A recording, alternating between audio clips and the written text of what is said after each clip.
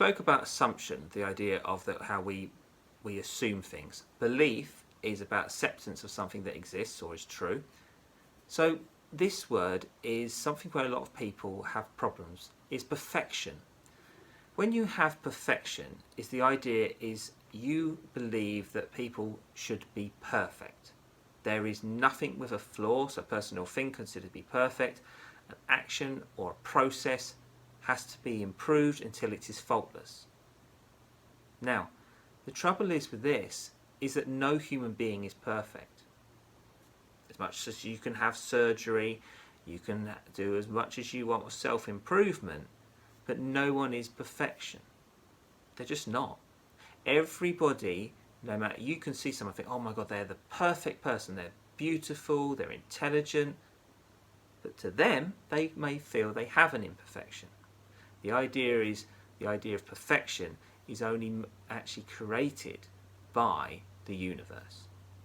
The idea of the perfection of how is the oceans created? How is a mountain created? That is perfection, because that is natural perfection of being created. But human beings cannot be perfect. And this is probably one of the worst things, is because people believe that everything in their life should always be perfect and there should be no going wrong. And it is a problem we are having with this next generation, because the next generation believe that everything should be perfect. There should be no negativity. Everything should be a positive mindset. And that's just not how it works, because we always have opposites.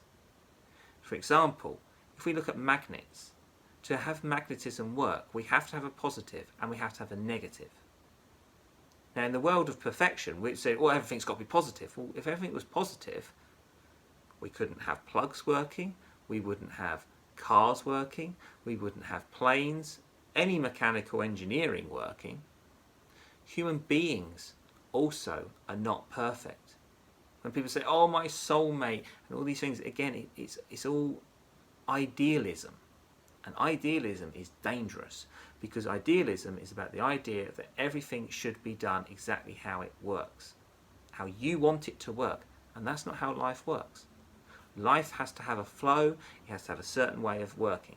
So the idea of perfection can actually be quite damaging to people, because what it can do, it can cause issues of mental instability, because they believe everything should be perfect, and then they don't work on it because they either go into mode of, oh, I can't be bothered because nothing goes right for me.